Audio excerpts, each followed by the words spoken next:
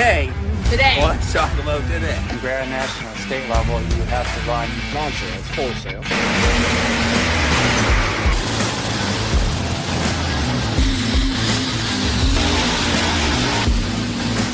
It is like 9,000.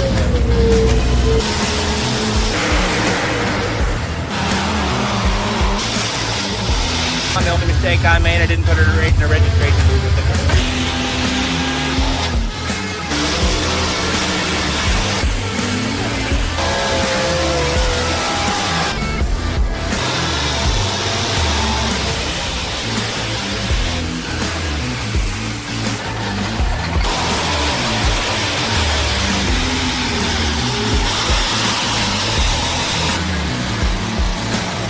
Just this ever-evolving story.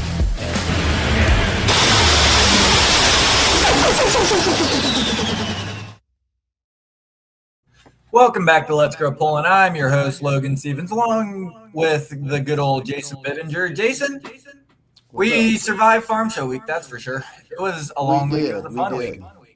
But no, we've got a big lineup of guests tonight. I know a lot of you are sitting here waiting to hear some very interesting things on if you possibly made this Pullers Championship. And then coming on here at the 7:30 time, we've got Russ Yoder bringing in and telling us a little bit about the event he's got going on here in Fort Wayne, Indiana.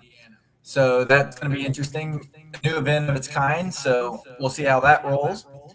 And then to round out the night for us, we're going to bring in the one, the only Doug Borth, and bring in a little bit more information on what's about ready to go down on the Southern Swing happen March 13th, 14th, and 20th and 21st.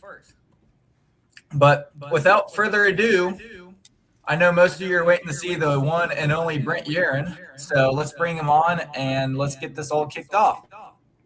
Brent, how's it going? It's another day, that's for sure. But yeah, obviously we just rounded out the farm show here, so that means that it's time for Pullers Championship to announce the fan voted invite. So we rounded out the second round of fan voting here about a week ago, and so we have compiled the results. We're here to share them tonight. So without further ado, I guess, you guys ready? I guess I'm ready. Are you ready, Jason? Yeah. I'm going to share my screen. Hopefully.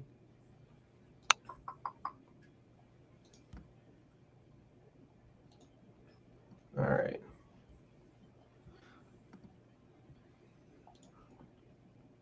And then whoever is able to put that up on screen. Perfect. All right. There we go. So we're going to go through, and classes are in random order. I'm just going to go through it, and the way that you see the pullers on these slideshows, or like essentially it's just a little PowerPoint presentation. We'll go through each of the competitors. They're in a random order. It's not how they finished or anything like that. And then it'll show a complete list of the vehicles for each class as well. So we'll go through and introduce them one by one. So the first class we're going to do, Superstock Diesel 4x4 trucks. So we have 8 spots that are up for grabs here. And how we filled out these 8 spots. So essentially every class had a predetermined amount of initial invites. So we invited all the points champions from the 3 major associations, as well as the overall weekend champion from the year before. And they had till the end of the year to accept that invite. And if not, that got converted over to a fan vote spot. So that is how we then fill out the rest of the classes through fan voting. So we have 10 in each class. So to round out the rest of the 10, we needed 8 to fill the spots. So that means we had 2 initial invites accept their invites. So we're going to start out here. We have the Smokin' Ya HD, Eric Stacy, former champion. We have Kong of Xander Lee. The Rock Hard Ram of Van Hazley, another former champion for TPC. The Cummins Killer 2 of Dylan Kuzlik. The Cummins Killer 3 of Craig Dickey. Shy Diesel, Kent Crowder, another former champion. One Nation, Cody Lee. And Shy Diesel, Brady Ingram. Those are the 8 trucks. that'll round out the Super Stock Diesel 4x4 trucks. Now let's keep in mind, mention Brent's the only one that gets to see these results, so I don't get to see him, he don't get to see him, so we're all seeing this live for the first time here. This is pretty exciting to see. I know we'll go over this at the end, but how are numbers this year with fan voting wise? Yeah, it was pretty identical to what it was last year. So the number of votes was, again, pretty about on par for what it was in the last year, and up from 2 years ago. So definitely good numbers there for fan voting. So we appreciate everyone that took the time to do it, as well as the competitors that were sharing it out there, and trying to get their route out as many votes so they can compete at this event. So from year to year, we're trying to make it bigger and better, and hopefully 1 year this will be one of the biggest purses in pulling. So that's obviously our goal. All right, let's move on to the next class. We have the 5.0 Pro Stock Tractors. We have 6 spots that will round out the 10 to compete. The first one we got is the Porter family in Game Green. The Fly You Fool of Chuck Holsworth. Hillbilly Express, Jim Brackett. The Wheat Fed, David Justice. And the Wampus Cat of Greg Yeager. And the Special Edition 5.0 of Steve Bausma. Those are your 6 tractors that will complete the 5.0 Pro Stock class.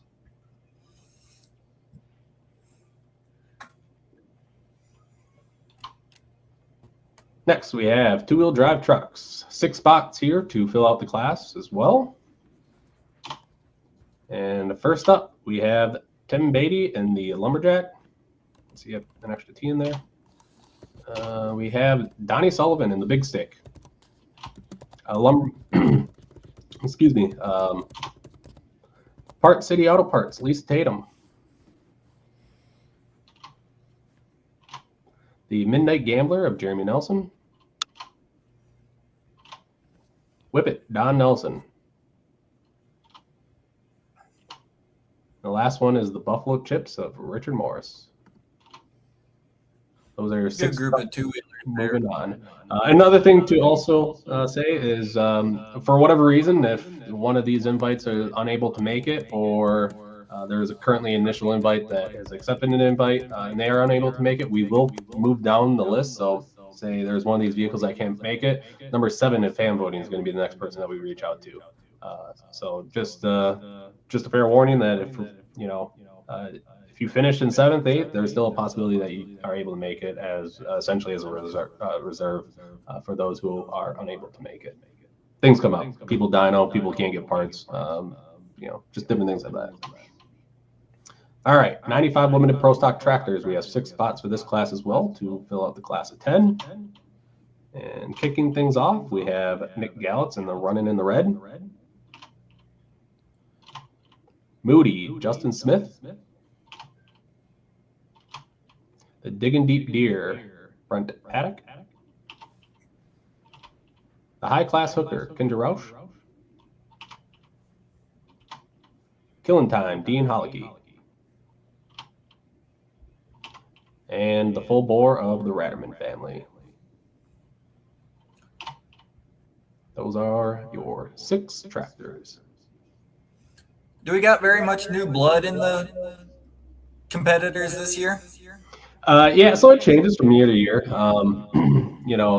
It's so like this class here, there's actually 4 tractors that have, out of the 6, that have yet to pull at the Players Championship. So again, classes, it varies.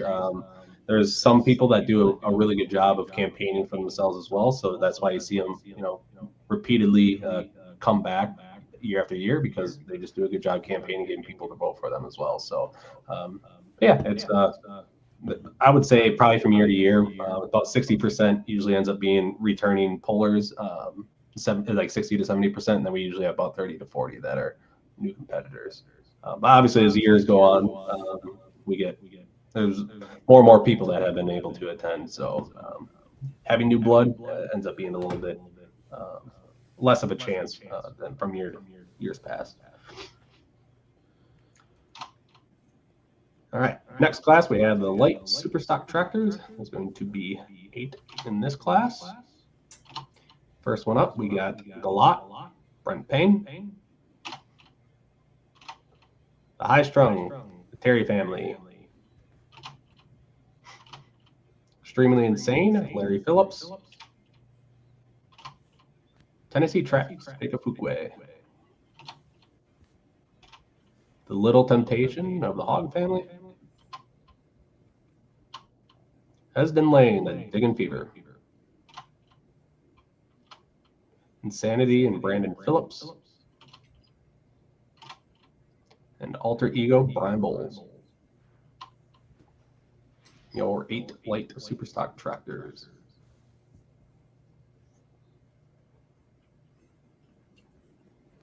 I don't know how many more classes we have left. I think 4.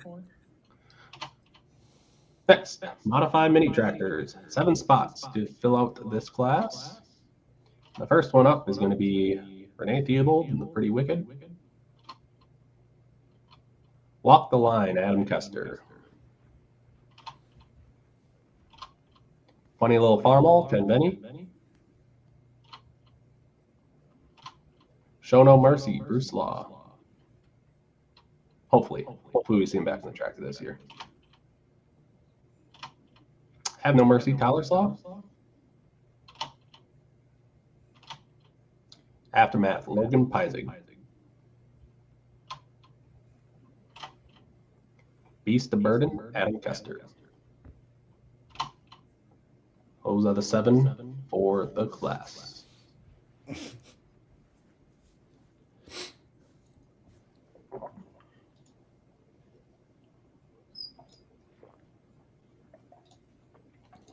All right.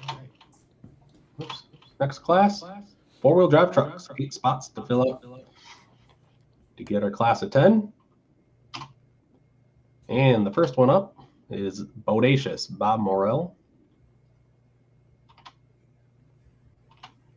Traction Control, Donnie Reeve. Cornfed and Jason Bramer. Triple Throwdown, Garrett Reeve. Yellow Fever and the Massetti family. Code 3, John Bohr. Gunpowder and Lead, Terry Hagedorn.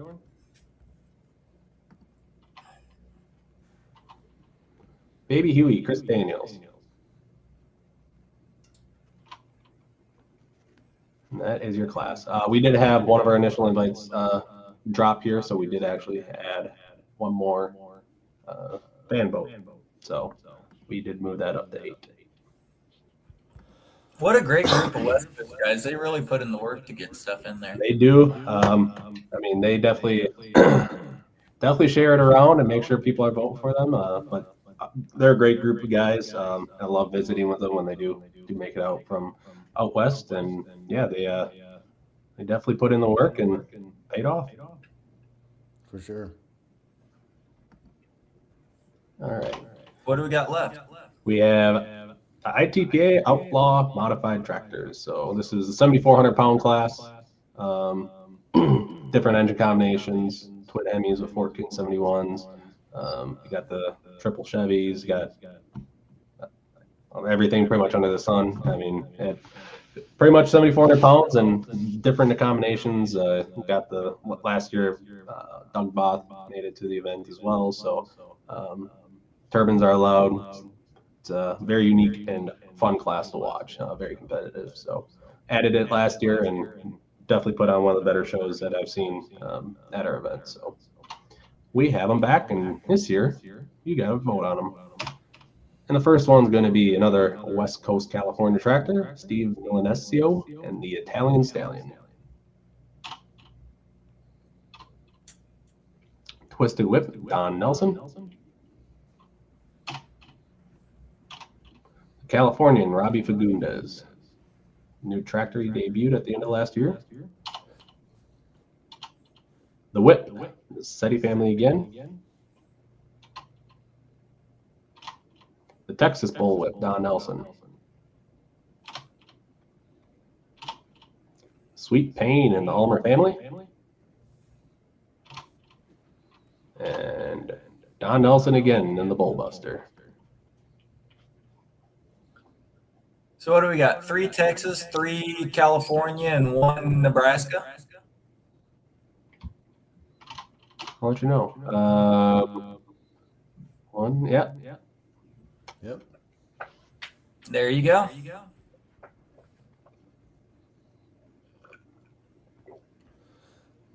West Coast is doing their thing. They definitely did. All right, and to round out, we have the Pro Stock Tractors. 8 spots here. We got Travis Coons in the Trailblazer. Brett Parrish, El Nino. Youngblood, Braden Tramick. Cutting Edge Pro, Grayson Shelton. Red Gambler, Tim Kane. T8 Tomcat, Greg Elsing. New Generation Plus, as in Lemke. Nutcase, Chris Hoyt. Those are your 8. Oh, you're right. Russell's right. Ulmer is South Dakota.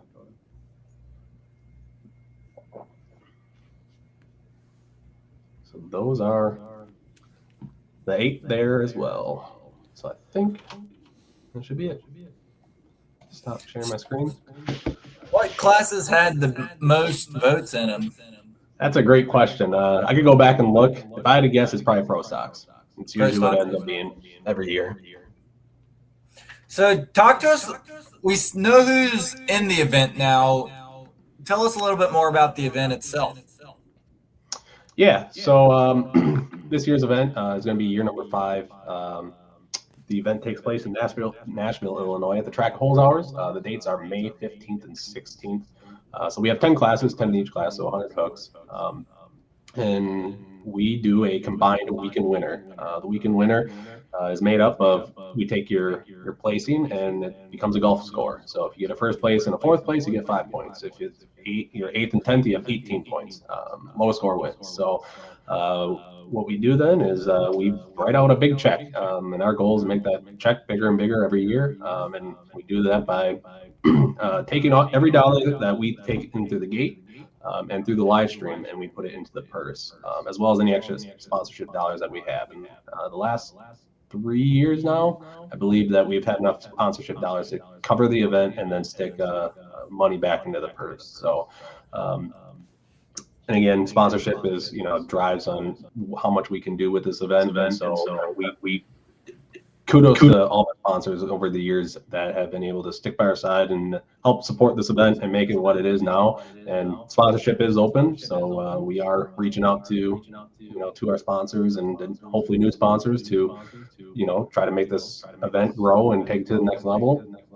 So if you know anybody or you are somebody that is interested in sponsoring, just reach out and we'll get a hold of you and we'll figure something out. We have custom sponsorship packages available as well, but we do have a whole slew of different levels and different opportunities. So if there isn't something that fits, we can definitely come up with something that would fit to your needs. So that's kind of the rundown of the event. We do have like a kids zone. Last year the winds were insane, so we didn't unfortunately put up the bounce houses, but last year we had monster truck rides and we had a kiddie pedal pull. We will be doing that again. So just be on the lookout on more information as we get closer to the event on some of those things.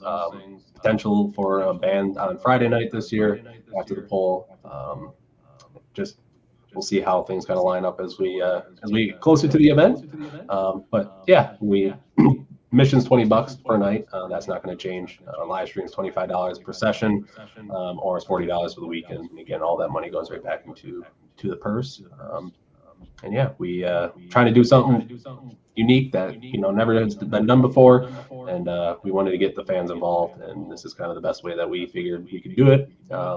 And just trying to give back to those who give to us, and we're trying to make something and turn it into something bigger. And yeah, without the support of the fans, the pullers, the sponsors, obviously Brad Holzhauer, who without this, literally not possible. So we have to thank them for everything.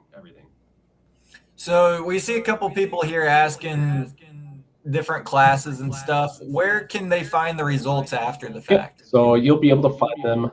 I'll get them posted here. I just got to finish a couple more graphics, but they will be posted to the Facebook page, and they'll also be on the website. I'll have a little button you can click right on the homepage of the website. It'll take you to the fan vote invites that got voted in. So you'll be able to find them both there by 8 o'clock, I'd assume. The website and the Facebook page should be updated with all that. So otherwise, actually, I don't know if you can go back, reverse the rewind the live stream or not, but yeah, we'll have those posted here shortly. So just patience if you missed it. We will have those up here in hopefully the next 15 minutes on the Facebook page, and then the next half hour, 45 minutes on the website. So when you're a puller that sees that they've got in, what do you have to do now? Yep. So registration is open on the website. So you just click on the puller registration tab at thepullerschampionship.com. Click on that, fill out your information. You're good to go. From there on out, you won't probably hear from us until we get closer to the event. Once we start getting all the information ready for that we need the pullers to know, we send out essentially an itinerary / need to know information to all the pullers. So as right now, it's just if you got in, you can get registered and get locked in and be ready to go for May. That's awesome. So as with anything, there's going to be breaks and stuff. So you guys will be swapping people in and out all the way up until. Yeah, we always do. I mean, it's inevitable that there's going to be some pullers that are going to be unable to make it. There's, again, I talked about people dyno and broke. There's been, something come up in the family and they can't make it anymore. There's been, I was waiting on parts, still haven't gotten them. So we will definitely be replacing, some of these, but just stay tuned to the Facebook page and website, and we'll get those updated with the current pullers as they drop and we replace them. So just be on the tune or look out for that. And again, it's if you were a puller that did not finish in the fan vote results and got in right away, you still have that opportunity that potentially you might get in. So just kind of be on the lookout that if you see a message from myself or Schultz or Paul Romack, that might be why. So we'll definitely reach out and let you know, and we'll confirm with you that you're able to make it before sending registration over and stuff like that. So you've been doing this for the past 5 years. Tell us a little bit about what goes on behind the scenes, setting this all up. Stuff people doesn't really see. I mean, you see what's on the face of the event, but what goes on behind closed doors? Yeah, so we usually don't get together. We kind of, after the season's done, and we kind of close the year out. So say 2025 finish. For the next couple weeks after that, we like last year we worked with John and Christy. They cut all the checks for us. So we worked with them, make sure that was all done, paying the workers, finalizing all, the numbers so that we could pay out the pullers and whatnot. Essentially, after that's done, we put a wraps on 2025. So then 2026, we start planning essentially once the end of the season is done, because we're all involved in polling. And so it's hard to, keep planning during the season when everybody's so busy trying to get together and have that meeting. So essentially the week after the last major poll of the year, it's usually like the last week of September, first week of October, we get together and we just kind of hash out what things can we improve on from the previous year. So that's kind of the first meeting, and we start discussing, what classes we want to have for the following year. And we take those ideas and we bounce them off Brad, and then between what Brad thinks and what we think, we come up with a class list. And we usually post something by the beginning of November. So that's when we like to have the class list out, and so then we have 2 months for the initial invites to be able to accept an invite. So from there, obviously you get through the holidays and whatnot. During this time, we start reaching out to sponsors, and then at the end of towards the end of December, I go through and I start making up I go through and get the whole fan vote list put together of every puller that competed throughout the year, and the classes that we'll be having, and for the classes we'll be doing fan votes for. And then I get that all set up and the website ready to go, and then we do round 1 of fan voting, round 2 again. Essentially, it's the same thing. Update all that, reach out to the pullers, make sure they'll accept an invite type of thing. Get that list ready. Round 2 happens. Now we're here. So from here now, it's the big push is sponsorship. So we'll push on that here hard for the next couple months. And then as we continue on, essentially, we have bi-weekly meetings up until April. And then from April on, we do weekly meetings until the event. And while doing that, it's figuring out what we need to do for the event logistics wise, food, the beer, the insurance, making sure we have all the track equipment, make sure we have all of our workers lined up, and essentially getting all that stuff figured out, all hashed out. On top of that, also we do our own lineups and getting that posted, numbers drawn, get all those cards printed, get all the we need to do W-9 forms and all that stuff. So getting all that stuff is sorted out and make sure everything is good to go, as on top of answering all the pullers questions and still working on sponsorships and stuff. And then you get to the track and it's getting it all put together. So it's a lot of work, but in the end, it's all worth it. Obviously, for the community of the Nashville area, it's a big time event. Even just in Illinois in general, there's not a lot of big time polling. You get a couple Grand National events and a couple, Champions Tours events, but in that area, there's not a lot. And so being able to bring a high caliber poll to that area is definitely cool to see, and seeing like the crowds that just year after year, they continue to grow. Definitely makes the hard work worth it. And obviously the pollers seem to like it. So we'll continue as long as we get that good reception from both fans and pollers, and continue to try to, again, make it one of the premier events in the country. So another thing you mentioned with this in times past is it's turning the poller into the promoter. Mm-hmm. You see that you get into the event. What are we looking for the pollers to do now? Yeah, so obviously, the big thing is just we like to see when they get in, sharing that they made it.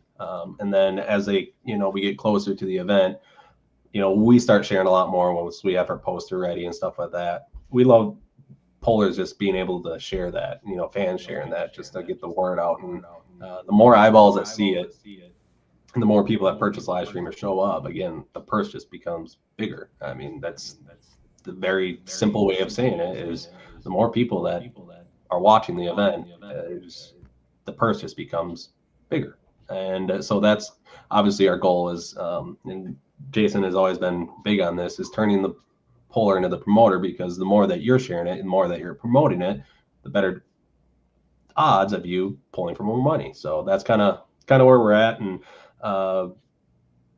and again, as we get closer to the event, just sharing it, sharing updates of your tractor ready, start up, loading the vehicle. We like seeing that. We like sharing that to the page and get people excited. And especially when, we truly are, there's quite a few events that start before us, but when it comes to like a big national event, the Players Championship kind of is the big first event of the year. And so a lot of people get excited about it. And I was always, the same way. I like seeing when like Sullivan's Pulse in Kentucky, happens, like that's kind of a lot more the bigger stuff that's, starting to happen, and I get excited for it.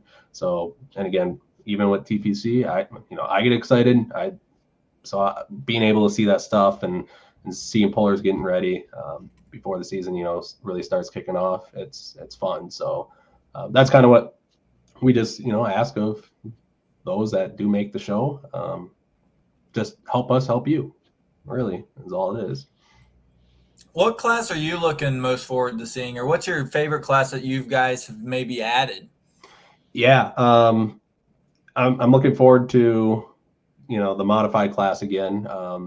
Seeing some, new equipment that didn't get to pull there last year, and seeing, what kind of show that they can put on this year. Because again, that Saturday night show last year was, to me, was the highlight of the weekend, was the class of the weekend. So I'm looking forward to that, but I'm also looking forward to seeing some 5.0 tractors that normally don't pull with some of these other 5.0 tractors throughout the year. It's more of like the ITPA and Outlaw guys are going to be mixing. A couple, there's a lot of guys that I just feel like just don't normally compete with each other. So I'm looking forward to that. It's a class that's, very popular in that area and continues to grow. And again, the other class that we added back this year is 4-wheel drive trucks. I'm looking forward to seeing them, especially with all these new trucks from California that will be coming out to TPC in May. Looking forward to seeing them and, meeting them as well. So I think it's going to be, just overall, I'm excited. The event just gets me excited no matter what. But I think all the classes, just looking at who's been invited, I think it's going to be a really good event this year with a lot of high caliber, machines, just like in years past. And I always like it because it kind of gives you an insight on kind of where, some people are at, to start the year. We've had, if I were to go back and probably look at the number of people that have won at least one session at the Pullers Championship, let alone like the weekend championship, I would say there's probably a good correlation on who went on to win a points championship that following year, or that year. So it kind of is a good indication on where you're going to be at. And again, it's almost just a big testing tube. There's no points on the line. It's just go pull, hopefully make some money, and head on your merry way and get the season rolling. So again, we know time of year can be a little bit tough, but again, we want it to be before the season starts because it's easier. Pullers would rather pull before the point season than at the end when everything's already wore out, hurt, broke. And also the farmers would rather it be during planting season than harvest. So that's just kind of where we're at, and we're going to stick to the weekend before Memorial Weekend every year. So if anybody ever questions on when the poll is going to be, that's when it's going to be. Yeah, that's definitely something special. Once again, we're here with Brent talking about the Pullers Championship, making that transition from the championship tractor pull to the Pullers Championship, not to get all that all confused up. There's a lot of championships going on around this time with stuff, but it's super cool seeing just all the work that you're putting into this. We got a little bit more time here. We can talk about some stuff while we're waiting on Russ Yoder to come on to tell us about his Fort Wayne deal. Is there any classes in particular or years past where you've seen that the competition's just been at another level with stuff, or do you think the field is pretty well stacked with vehicles this year? I mean, I think we got to the point where pullers are wanting to come to the event. The first couple of years being new and we didn't really have our footing yet. There's a lot of competitors that kind of just waited just to kind of see where things were going first before wanting to come. So I feel like now we have a lot more pullers that are wanting to compete. And because of that, there's a lot better. The quality of equipment is just through the roof. And each year everybody just seems to keep getting better and better. And like the field just keeps leveling itself out. I saw actually a thing on Pull Off about like the pro stock class and how it seems like now anybody can win. It doesn't seem like anybody kind of runs away with it anymore. And I think that's a testament to almost every class nowadays, is that there really isn't anybody that goes out and just dominates one class. And so I think, again, it's top to bottom in every class. It's I think anybody's game this year. And I'm really looking forward to it, just kind of seeing where things shake out. And there's, again, a lot of new competitors that have not pulled at our event, let alone even the track. So yeah, I'm looking forward to it. And hopefully this keeps growing, there's other classes I'd like to see potentially, pull here, or we could bring back as well down the road. So the more it grows, the more opportunities that we could also have for, again, another session, or more classes, whatever it could be, to make this event even better. So yeah, that's super cool with all that. You talked about the live stream a little bit. Where can people go to find the live stream that they might not be able to go in person, or where can you get tickets to the event? Yeah, so tickets are all just, you show up. We don't do pre-sale tickets, advance tickets. Everything's $20. You show up and you buy it. We're not going to run out of seating. Brad keeps adding more and more, so that we make sure that's not an issue. If we run out of seating and it's standing room only, we will remedy that for the following year. I can guarantee you that. Brad would be very thrilled if we could have a standing room only. And again, the last 3 years now, he's built more bleachers for this event. So we're going to continue adding as we need it. So the more that we have there, obviously the better. And then with the live stream, you can just go right on to our website. It's thepolarschampionship.com. When we get closer to the event, we'll publish the link once we have that. So What's Smoking is going to be back doing the live stream again this year. So Ryan Zolik will be running the live stream, and we will be utilizing their platform. So it'll be a link from our website to their ticketing system. You'll be able to buy a ticket. You'll get an email, and from that email, you'll be able to access your live stream. So, and again, if anybody has any questions as we get closer to the event and they purchase it and they're unsure, you can reach out to us or reach out to Zolik himself, and he'll be able to assist with that. So please, I know you guys, if you do buy ahead of time or if you are unsure on how the live stream works, you haven't used it before, I suggest buying it beforehand and knowing how to access it versus trying to call us in the middle of the event. That's the biggest thing when it comes to this is we're running around doing everything. So it's hard to, be tech support on the phone, trying to get people access to it. So that's my one thing, that if I can make a public disclaimer, do it ahead of time. So you got, everything we've talked about tonight, everything from vendors to pollers to the event itself.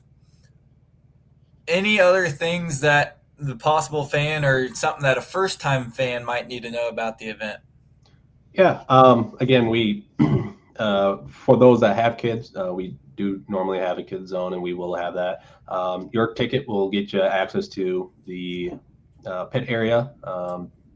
So once you walk through that gate, you're essentially in the hot pit area. So we do require you to sign a waiver.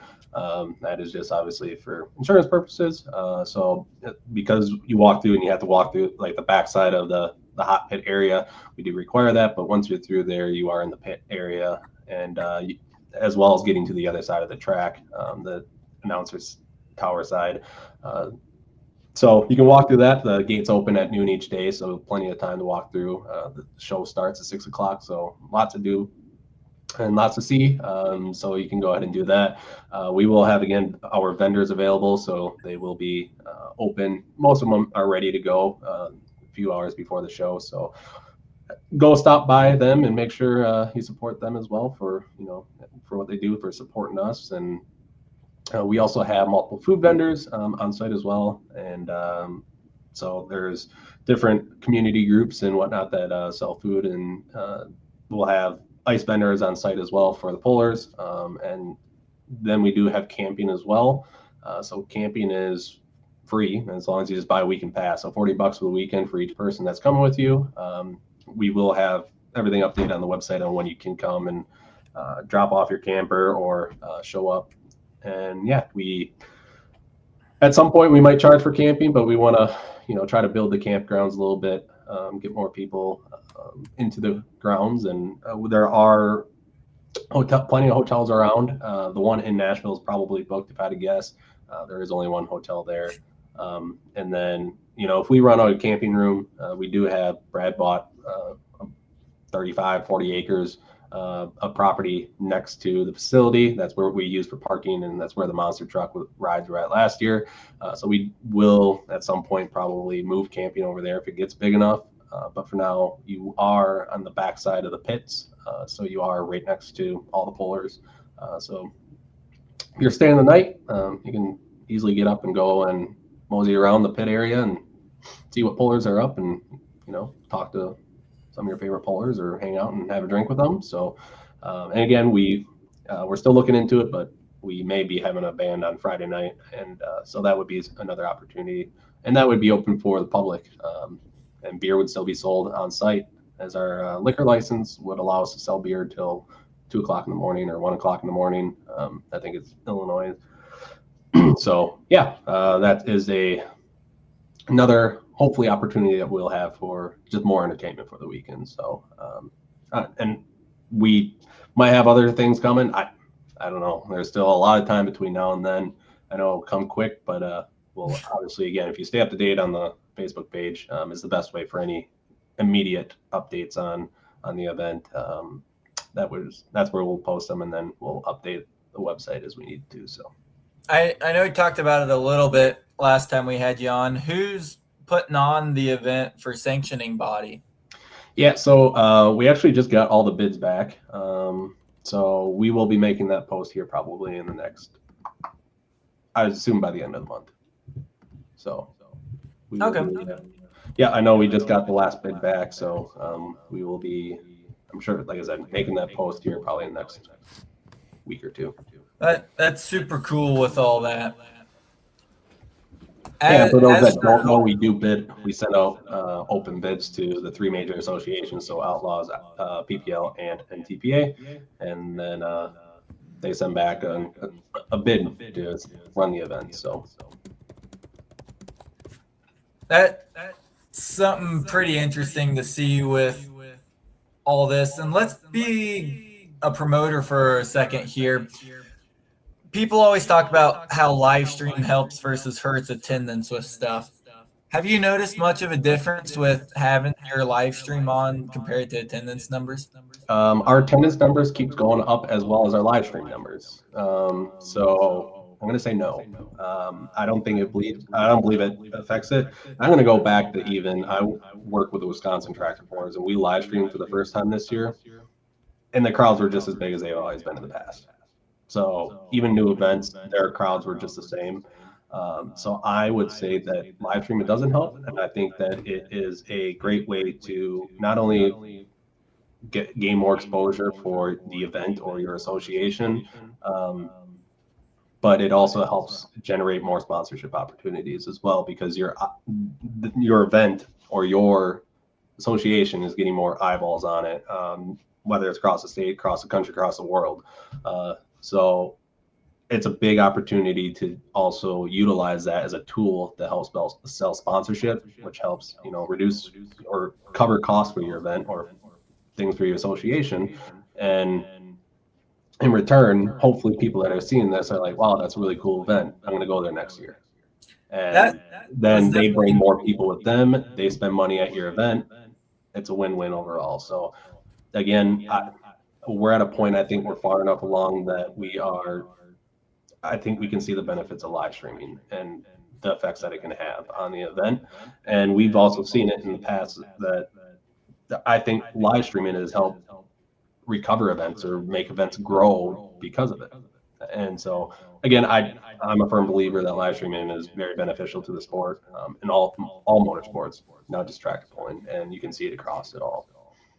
That was something really cool. Like seeing an event from Wisconsin, it's not going to hurt your promoter as much because I'm not going to be able to make it to the event anyways. Mm-hmm. But you can still get eyes on the event and see, oh, well, they're doing something cool here. They're doing something new here.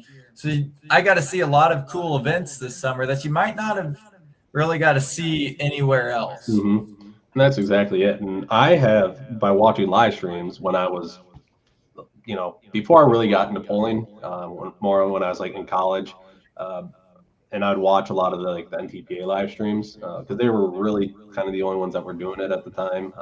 And Outlaws, I believe, were too at some point. I don't remember when they started, but I know NTPA, when they started their live streaming Bowling Green 50th anniversary is the reason why I went to Bowling Green. We started going to Bowling Green.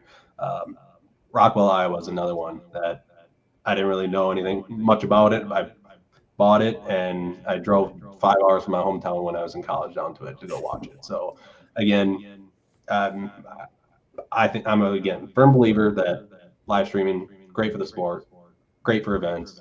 You just have to utilize it as a tool, not as something that's bad. Yeah. Well, we've taken enough of your time here. Let's get any final thoughts on what you have looking forward into this event. Yeah. So again, I'm looking forward to 2026. If anybody has any questions, please just reach out. We're all ears. If you have any suggestions or anybody has any concerns, pullers, again, we're here to answer questions and help provide as much information to you as possible. Yeah, and again, we're 90 days away, something like that from the event. So it'll be here before we know it. I know it will be, but again, looking forward to the 5th year. Somehow it's already year number 5. But yeah, we'll definitely keep everybody updated as we have more information on more stuff on the event as we get closer to it. But again, the big thing right now is sponsorship. So if anybody interested in sponsoring, anybody that's interested, please have them reach out, and we'll definitely try to figure something out that'll benefit both of us. And again, the more sponsorship, the more people in attendance, the more people buying the live stream, the better things will be. Well, there you go, folks. Ready to get this I don't know what monster truck. I haven't talked to Carrie. Carrie's one that deals with that. So essentially, Brad's able to lock that in with co-op dollars because he's a Ram dealer. So I'd assume that it's whatever body that they have on the truck, whatever truck, if one of them's available, is the one that we would use. And it depends. If we do monster truck rides, it's a different monster truck versus the one if we were just to pull the sled down the track. But the monster truck rides were very popular last year. I'm going to assume that it'll be back this year. And then we'd also have it where some kids can ride in the back of the monster truck as they come out and do the national anthem and stuff like that. So we'll, again, just stay tuned to the Facebook page. That announcement will probably come closer to May. I wouldn't expect it right now, as we are still finalizing some of those details out with Ram and the Hall brothers. Well, there you go. Once again, thank you for your time, Brent. This has been great information that we talked about here.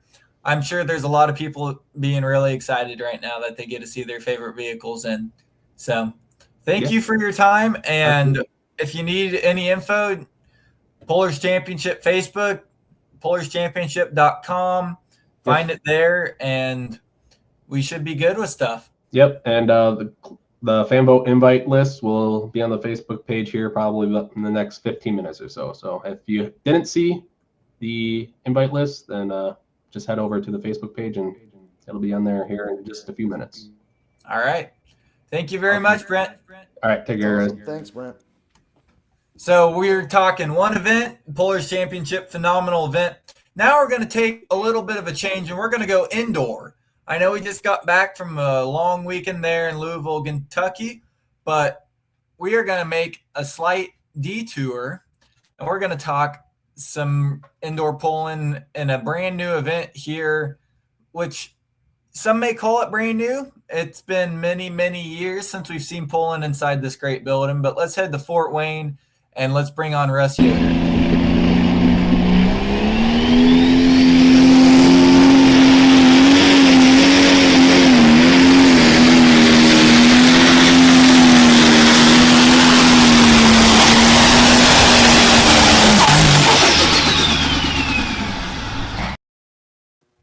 Welcome, welcome, Russ. You got us? Can you hear us? Lovely. Why would that be a surprise, right? Why would that be a surprise?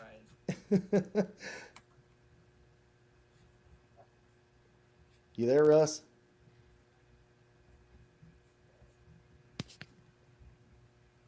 There he is. Russ, can you hear us?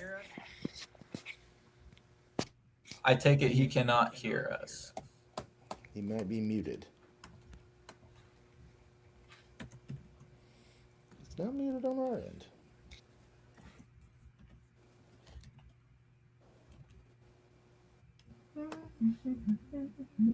Do, do, do, do, do.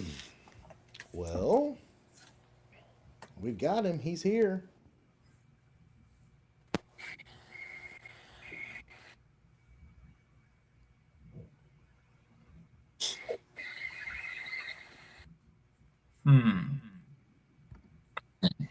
You guys there? I got you, Russ. Can you hear us? I can hear you. You got me now. Well, there we go. So we got the one, the only Russ Yoder here. I know you had a long week, so we're going to take just a little bit of your time here. But before we talk about the event here in Fort Wayne, tell us a little bit about your past weekend. Well, it was kind of a long weekend. We had put a new motor together, or Shipley's put a new motor together, and it didn't get done until last minute. So we drove overnight to get to Louisville and had a few minor issues with it. So we didn't finish quite where we wanted to be, but I think we've learned some things, and I think we know how to fix some of those issues now. So what do you think of the competition now in the Pro Stock division? I mean, we saw a super tight field of competitors all week long. Yeah, I don't think anything new. I mean, I think the Pro Stock's been one of the most deepest competitive classes there is. I think every night at Louisville, there was probably 6 to 8 tractors that could have won pretty easily. And you even see some of the ones that have done really good outdoors, like down towards the bottom, which is just crazy to me how that can even happen sometimes because they run so well all summer. Then you get this one chance at Louisville, and sometimes it's just hard. You got some gremlins or you got new stuff you're trying. But overall, the Pro Stock class, I think, is just one of the deepest, most competitive classes there is. Being a first-time guy down there at Louisville, just seeing the amount of depth in the class is wild for someone that you don't see a whole bunch of these tractors usually run against one another with stuff. So there's usually 50 of them, or 48, I guess, other than maybe Bowling Green where everybody shows up. But that's about a once-a-year deal. So, yep. So, yeah, that's very cool seeing all that. Well, let's transition a little bit. Let's talk Fort Wayne. Tell us what's everything we need to know about Fort Wayne. Well, it's coming up in about, just 2.5 weeks or so. March 6th and 7th are the tractor pull dates, and March 7th and 8th are the monster truck show dates. We're going to have about 55 hooks total, I believe, right now, 54, 55 maybe, if everybody shows up. And should be a really good show. We're having 6 different classes. 3 classes will have 6 competitors, and 3 classes will have 11 or 12 competitors. So I know a whole bunch of people want to know this. When do we get to see who's competing? Probably this week yet, actually. I'd like to get that out there this week so people that want to show up and see their favorite tractor or truck can get tickets in advance, which you can do at the Fort Wayne Memorial Coliseum ticket office. Go on their website and you can get reserved seats there. So I think we'll get them out this week yet. What classes do you got in the Coliseum? Yeah, so region classes will have a 3.0 diesel trucks, hot farm tractors, and light pro tractors. And then the Grand National level will have the Pro Stocks, the mini rods, and what am I missing? 2-wheel drive trucks. Yeah, that's super cool. Now, are you guys still doing that incentive to where if you beat the national champion, there's a separate prize pool? So we kind of had to nix that idea because in a lot of our classes, the top 4 or 5 guys aren't going to be there. So it was kind of hard to say you're beating the champion when he was like the 5th or 6th place finish guy. So what we're doing is we're giving the classes with the bigger numbers, the 12 class, we're going to be doing a $5,000 first place purse, I guess you would say, for the pros, the minis, and the light pros. Those are going to be $5,000 to win the weekend. Now, tell us a little bit, or as much as you can, about the selection process of how the classes and the vehicles competing were picked. Sure. So the classes that have 6 in them, we took the top 5 in points, whether it be Grand National or Region, and then I had a promoter's choice, 2 promoter's choices for the classes of 12. On the classes of 12, we took the top 10 in points, and then we kind of went from there. So after Louisville, a lot of guys go to Louisville, and there was a lot of guys that just said, we're going to be trying something new, or we want some downtime. So, I mean, it's not going to be the top 10 guys that are going to be there like Louisville would be, but we're going to have 6 really competitive classes with some really good pullers there. So tell us a little bit about the track. I think this might be one of the very few places where you can actually get a full track in. Yeah, we could actually probably have a 500-foot track in there if the smoke tube would allow it, but we're going to be staying right there to 300 to 320. I think the smoke tube guy or the sled guys, we're having the Allisons out of Pennsylvania. They do the Keystone pull out in Pennsylvania, be the Terminator sleds. They're going to be doing our sled work, and I think their maximum they really want to go on the tube is 320 feet. And then the mini sled, I believe Vaughn Bauer will bring the mini sled. So we'll have the Bauer Iron Boy for the minis. You'll run those 500-foot, won't you? Well, I think we have to have the sand pile close to 320, or 330-ish, so tractors can't go further than 320 and tear the tube up. So unfortunately, we probably have to keep everyone in that range. That's too funny with all that. So big event coming up. When was the last time they actually had pullers in that arena? So I think the old ATPA had it there in 2004 and 2005, I believe, or 03 and 04. It was a 2-year deal there, I think. I was actually there as a, pretty young guy, I guess. But I just remember it being a little bit smokier than it needed to be. I think they had some heavy alcohol tractor classes, which really clouded up the room. But hopefully this year we'll have enough smoke classes where things get cleaned out. And I know they've improved their air ventilation system since those days. So I think we're going to have a pretty good clean show. We're expecting everything to work really well there. What really goes on? I mean, how did this whole idea get started of bringing pulling back to Fort Wayne? Well, it all started when they stopped doing it at Shipshewana, which is my hometown. The venue there kind of switched hands and switched management, and they decided they didn't want to do any more indoor polling there at the Mech in Shipshewana. So we were kind of just looking for places to have something, and we knew Fort Wayne could do it, and they had done it in the past. And then this opportunity came up to kind of team up with the Monster Truck Show and kind of split the venue with them. So what goes into actually putting this event on? Are you doing most of the work, or how's all this going down? Well, it's definitely a team effort. There is a lot more details and little things you don't think about. Like up at Shipshewana, I helped at the Shipshewana event some too. And by year 2, we had things under control and everything seemed pretty easy. But that first year is always the hardest year. And we're finding that out this year a little bit. Just nothing real major, just small things here and there. And just trying to get all the details ironed out. But Mike Ott, who a lot of people know was a blue shirt and I think president at Bowling Green for a few years. And he also was an official there at Louisville at the National Farm Machinery Show. He's helping us out. And Travis Hostetler, who did the track at the Mech, is doing the track at the Fort Wayne Coliseum. So we had to get some dirt around. We've got 100 and some loads of dirt down in Fort Wayne stacked there since last fall and it's covered right now. So that'll be hauled into the Coliseum a few days before the pull.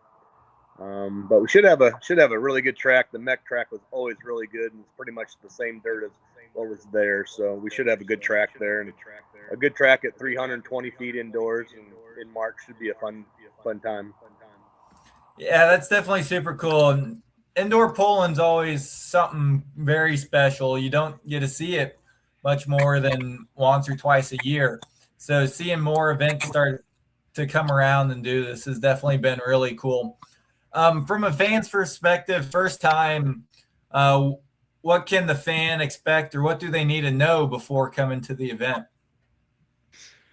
Well, if you want to sign seats, which these are all like individual seats, get your tickets early, and you can get kind of the spot of the track that you want, whether you want to be the starting line or finish line. There's still a lot of the finish line. I shouldn't say a lot. There's quite a bit of the finish line, or towards 300 feet, 250 to 300, that has already been reserved, and you can always get tickets there, obviously, and get tickets at the door.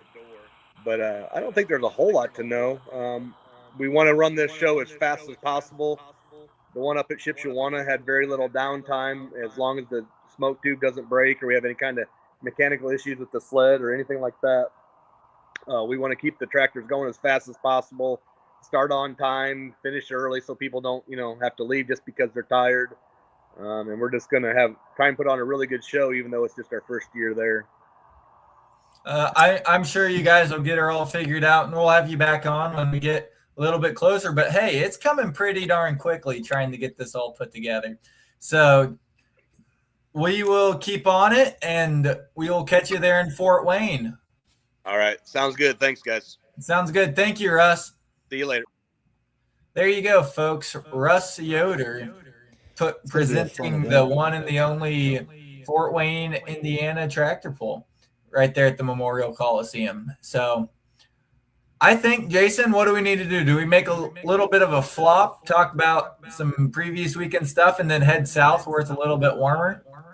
Yeah, we can do that. It looks like we've got the boys that are doing the south thing are ready to go. I'm not sure if they'll be able to hear us. They need some more time and makeup. Let's talk about the weather some.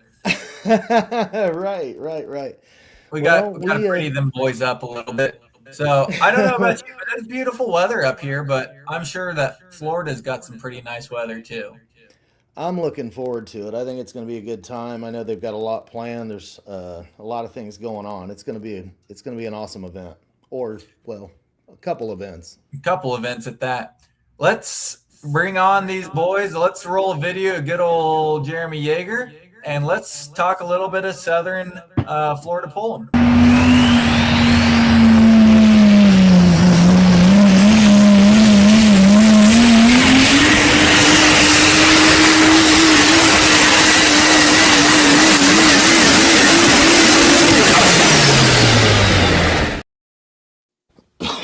There you go, folks. Hey, y'all, how's it going? Hey, guys, what's up? Oh, it's just another day in paradise. Doug, cat got your tongue? No, he's still sleeping. Looks like he's froze up.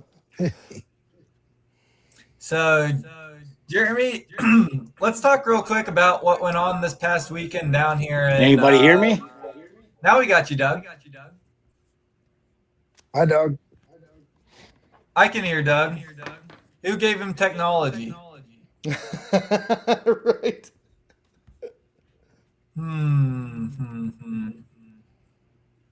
Let's kick Doug out and have him come back in. There you go.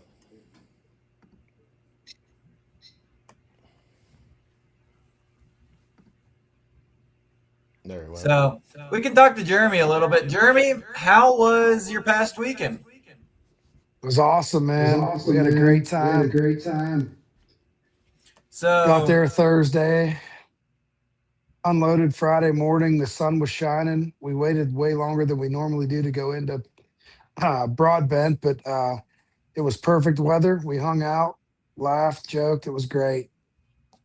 Talk to us a little bit about your past.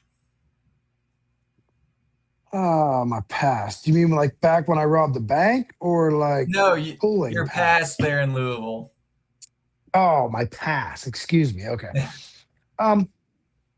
It was okay. Didn't feel like it was a winning pass by any means. Um, I'm pretty sure I didn't refill the fuel before we made a pass. So at the end of the track, pressure there, which would be all me, but it wasn't going to make a difference to win it or be second. Those guys did a great job. We got all we could out of it. I just hope I didn't tear anything up being dumb. That's super cool. So now we're going to head south for a couple weeks. Doug, you got us now? I do. Can you hear me? That's better. I like that a little bit more. Awesome. We can hear him. Doug, introduce us to what you guys like to call the Southern Swing. Well, we have Full Pull has decided to go venture into the promotion a little bit, and we put together what we're calling the Southern Swing. You know, NTPA Grand National Pulling has not been for points in Florida since 1979. So we're trying to revive that. That swing was called the Southern Swing at that time. So that is the goal, is to get that revived. So we have two events, March 13th and 14th in Zellwood, Florida. And then the March 20th and 21st, we will be at Satsuma, Florida, with 4 classes of mini rods, 4-1 limited pros, diesel super stock 4-wheel drive, and the light modified class. We can throw this graphic up here.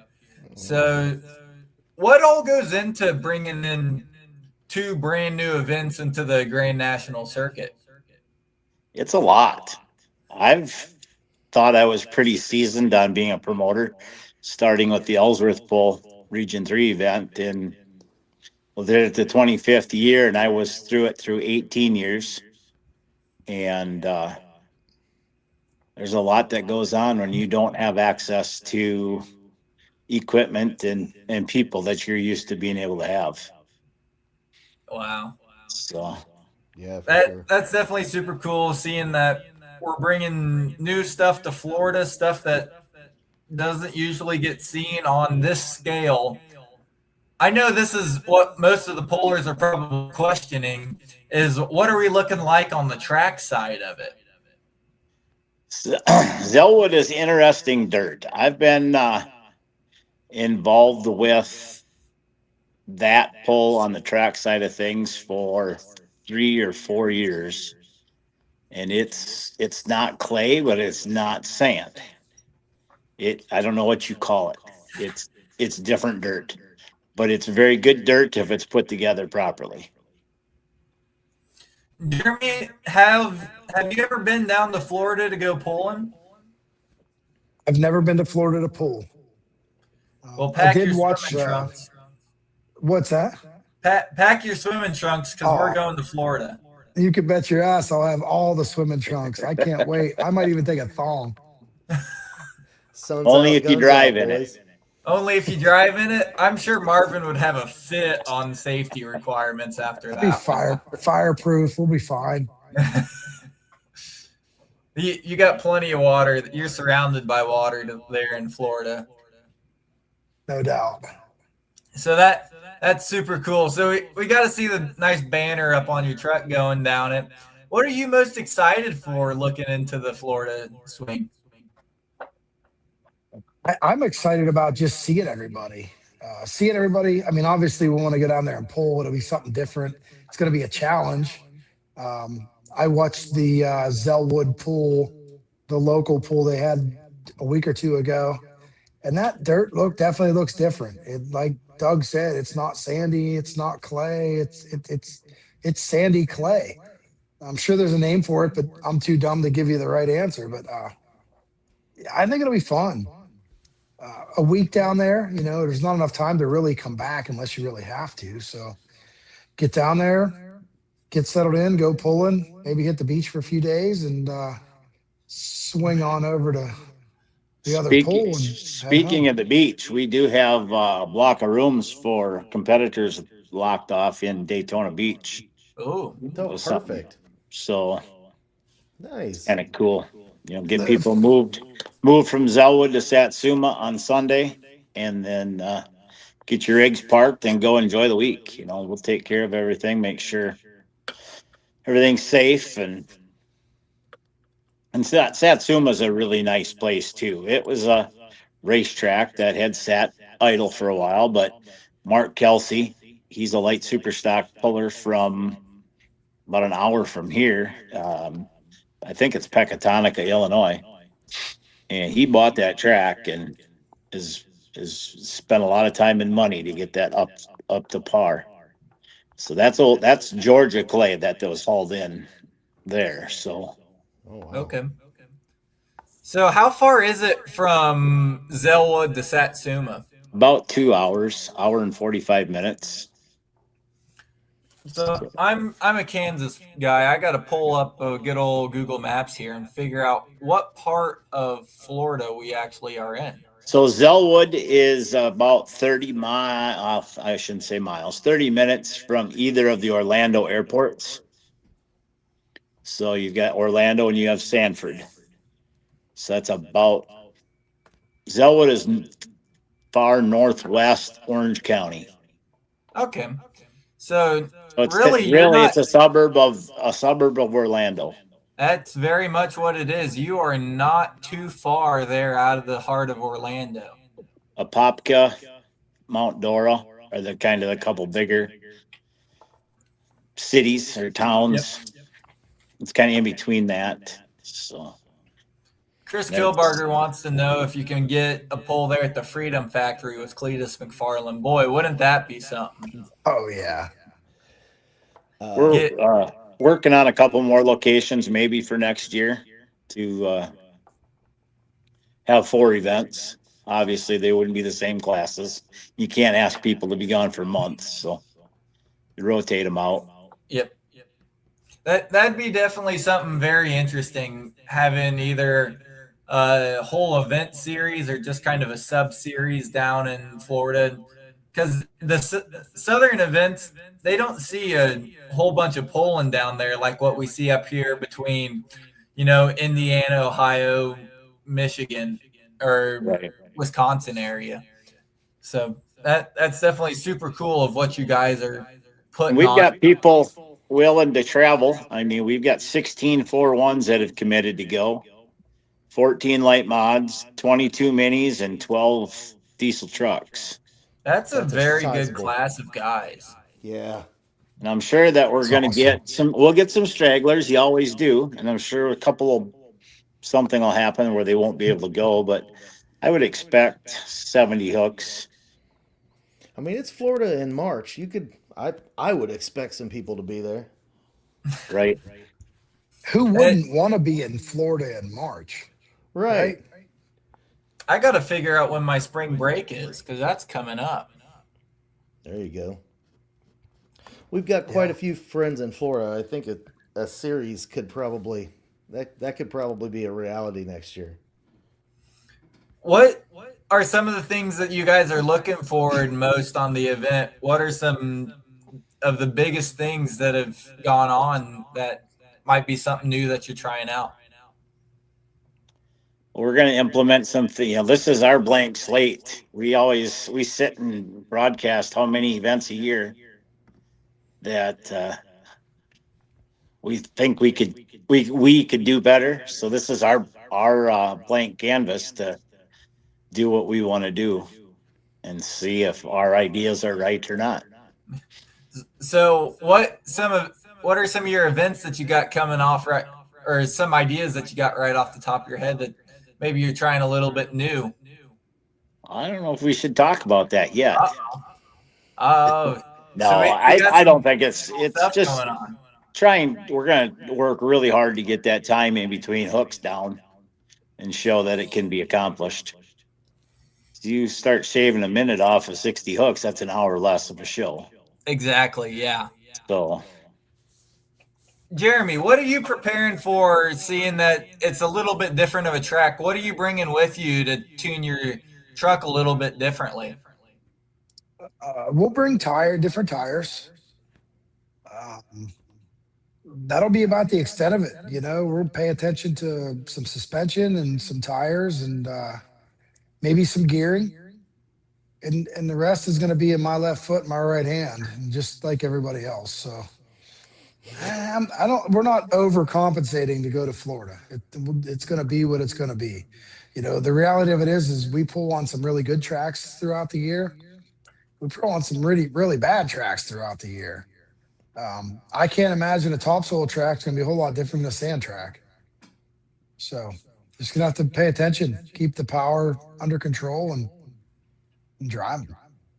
One thing. Go ahead, Doug. I was going to say one thing we are going to offer on Thursday nights of both events. We're going to run test passes, fully prep track. Both sleds will be available. And if you want to hook to try and figure something out beforehand, you're more than welcome to. So I think that's a very, very smart idea with stuff. That's very cool. To where you go, none of these guys have pulled on this track, or very little of these guys have pulled on this track. And then getting a one shot at it, you'd really like to have a practice run sometimes, because this is for Grand National points. This is the big deal. This is a points hook. Yeah. So you want to get your season started off well. And that's definitely a great idea. You'll probably see some of the greatest pulling you'll ever see on Thursday night. Right. There's going to be some guys it's going to be, it'll be intense, no doubt about it. Is Thursday night live streamed? Because this is going to be interesting. We have not discussed it, but it's a good idea. It's a great idea. I could just see Jeremy up there like, That's funny. Let me take my flip-flops off and put my fire shoes on. There you go. Like I said, Mark Kelsey's from Wisconsin. He's a dirt guy. He's going to help us. He's kind of in charge of building the track. So Yep. We will we have like I said, fully prepped tracks starting at 5 o'clock on Thursday night. And if you want to make one or two passes or whatever, it's there for your taking. So it's always the big deal is, how do you think the track's going to behave? Like any track that's good for a mini rod's going to be good for a super stock diesel truck, and likewise with the big tires. Do you think it's going to favor one tire size over the other, being more of a sandy clay rather than a straight clay? I think class timing is going to be key in that one. Okay. Yeah, I have seen that track get tightened up a little bit, but we did some work on it after Christmas. Put some organic material in, because they do pull multiple times a year there. So there's no time for anything to grow. Now, Satsuma is pulled on once a year, and Mark does grow a cover crop on his track. But the Zellwood it doesn't have any organic matter in it, and it made a big difference, I feel, for the pull that they just had. That's something I've always seen and heard from guys pulling on sand tracks and stuff, is if you can get enough water in them, they'll be some of the best tracks you ever pull on with stuff. Right. It sticks together about like that. Have you ever seen that kinetic sand stuff where it's just sticky and it hooks well? I'm foreseeing some really good running vehicles, and it might take a little bit bigger of a gear than what some of these guys I think are going to throw at it. Right. In 20, I think it was COVID year, maybe it was 21. There were maybe 10 of the Grand National minis went to that event there, because you could still pull in Florida, and they had some pretty good passes. So yeah, that's super, super cool with all that. What's been kind of the whole deal? Where do you first start from a promoter's side to saying, okay, I want to put on an event? How do you get that kicked off? well, we needed to find facilities that we felt were up to snuff to host the caliber of vehicles that we had, and had enough room to do. And that's also hard to do in Florida. There's lots of places to go pulling, but to have the proper dirt and facilities and space. So luckily we had Jason has had the working relationship with the Florida Pullers, and that's their grounds there at Zellwood. So we were familiar with that, and we were familiar with Satsuma. We did look at a couple other locations, but just the way the cards fell, we felt the best two places for this year, and here we are. Yeah, that's super cool. So how are you guys going to avoid you can set your watch to it, the 3 p.m. shower there that they always somehow get in Florida. We don't talk about that. That's how we fix it's a that reality, problem. though. Don't talk Honestly, it is. That 2 weeks ago there, it was good. It rained on Thursday afternoon, but then they had a beautiful weekend. That was coming out of that brutally cold weekend. So we were fortunate that it wasn't 25 degrees there. That's going to be great with how all that feels. From the fan side, how do we get butts and seats for this event? I mean, a lot of these guys down here in Florida haven't ever seen a full Grand National caliber points hook down there. What do these guys need to know? Well, all the information, we have a really awesome tabs on our website at fullpull.us. You log on to that, go to the Southern Swing. It'll take you into that part of it, and there's a place to buy tickets at a time. You can buy advance tickets for a flat fee of $25 prior to the event. And there's also camping available for the weekend. It's primitive, but we have, 65 or 70 camping spots. It's $100 for the weekend, and come in and have some fun. Nice.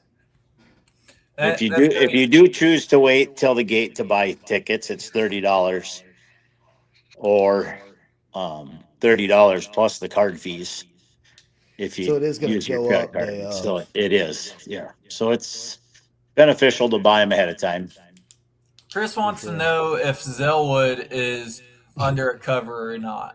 Both are wide open outside 350-foot tracks.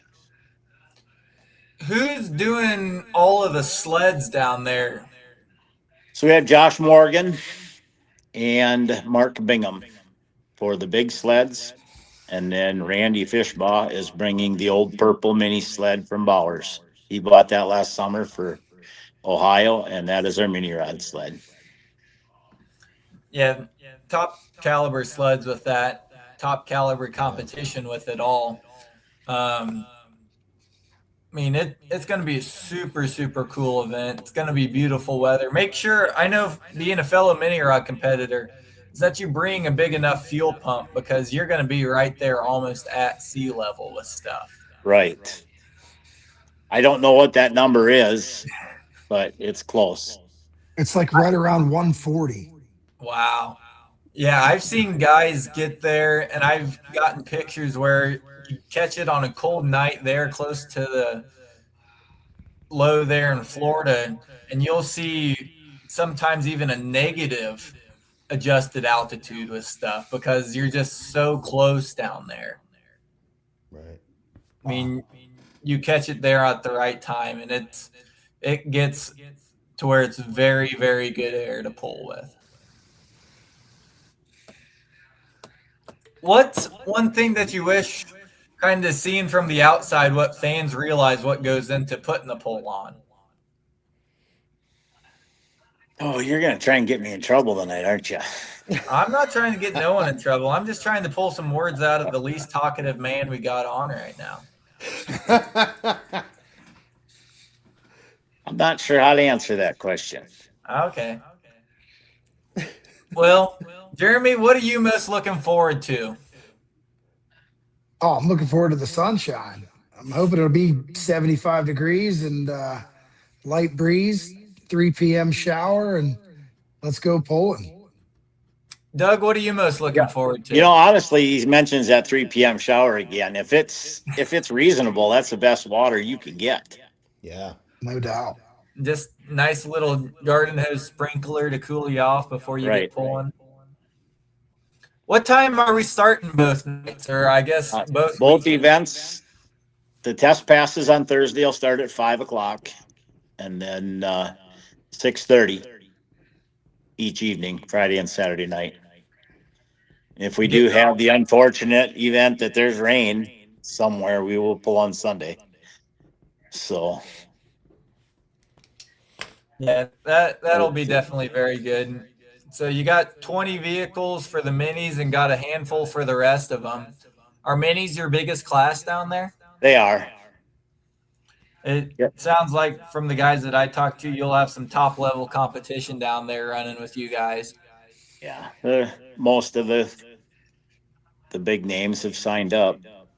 Yeah. I just don't want to throw somebody out there and then, well, I said I might go, but I was gonna say, we're all are good. we at will to post who's coming? Yeah, I don't think yet. So We'll hopefully know here soon on who's going, and we'll yeah, it was see. funny. It was funny at the farm show. I had one tell me, "Yeah, we're going to come," and then it didn't go so well at the farm show. So I hopefully it wasn't too bad, but it's that happens too. Gotcha. Yeah. Well, any final closing thoughts? We'll start with Jeremy. What do people need to know lastly going into this? Pullers and fans. Hell, I don't know. Just show up. It's going to be a great time. You know, you can't build something if you don't start somewhere. I'm super excited about it. Like I said earlier, I watched the regional pools they had there 2 weeks ago. Looked like they had a great crowd. I'm pretty sure these 4 classes will blow their minds. Kind of hard to understand unless you've been there. You know, you go watch a brush pool somewhere and you go watch a Grand National pool somewhere. They're light years apart, and I hope we turn them upside down and we get to go back next year. How far of a drive do you got? I'm not sure. Probably 14, 15 hours. Depends on A how little bit fast of Jay windshield time. drives. Yeah. It'll be a little bit. Doug, what do I need to know as a first time fan? Well, you can. Where else can you go make a vacation out of tractor pulling, even as a fan? You want to go see Mickey Mouse or go to Universal? It's 20 minutes from Zellwood and an hour and a half from Satsuma. So for the family aspect of things, it's a great place to go. Lots and lots of things to do, lots of things to eat. And it's at Zellwood is kind of a Fort Recovery type scenario where we'll have bleachers on one side of the track. We're bringing some portables in, and the other side there's a hillside. So bring your lawn chairs or your blankets and sit down and enjoy. That's where the bulk of the people were over the past event. So there's plenty of room for everybody. For sure. And I always kind of dug that hillside vibe. it's not a huge hill. It's maybe 10 feet tall, the difference in elevation, but it's enough. I mean, it's got a nice grade to it. So you get a lot of people on there. Yeah, For sure. that's super cool. Are you much of a seafood eater? Kind of, sort of. There's I a wasn't expecting that one. couple really good places. That wasn't on my bingo card. There's a place called Mr. and Mrs. Krabs that we ate at Sanford when we were down there. But the really good place that I like and enjoy is in Palatka, which is about 6 miles from Satsuma. That's where all the hotels are for Satsuma. Place called Corky Bells. And that is really good food. That's too cool. Where can they find you? Anybody has questions, they can call me. My number's out there and about, but go to the website, fullpull.us, and go to the Southern Swing. And all the information is there. Camping information is there. And we're kind of pounding the social media thing every day as well. So information's out there. I got 4 phone calls today. That's the most I've gotten in one day requesting information on this. So Well, there you go. Give him a call. Take some of his time. That's what he's paid for to. Yes, it is. Well, Chase will appreciate that plug, Logan. Doug and Jeremy, I appreciate the time you spent with us. It's looking and shaping up to be a really good event. So hopefully you can go enjoy some fun in the sun down there in Florida. Well, I thank you for having us. I'm sure we'll be back. Oh, yeah. Yeah, I think we're bringing you guys on next Monday as well, right? Cool. Top of mind awareness. Well, we will It's get gonna her be great, done. guys. Thanks for having me. Until next time, thank you, Jeremy. Thank you, Doug. And we will catch you next Monday, 7 p.m. Central, 8 p.m. Eastern. Thank y'all. Thanks again. Bye, guys. Yeah, thanks.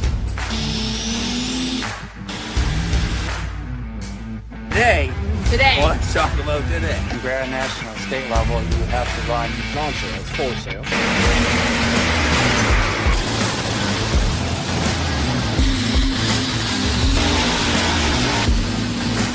Is like 9,000.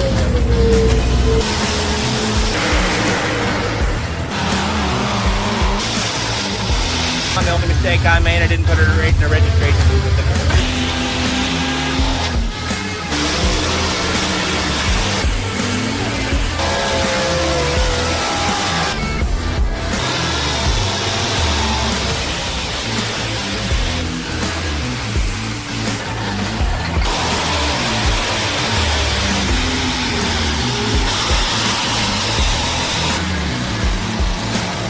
Just this ever-evolving story.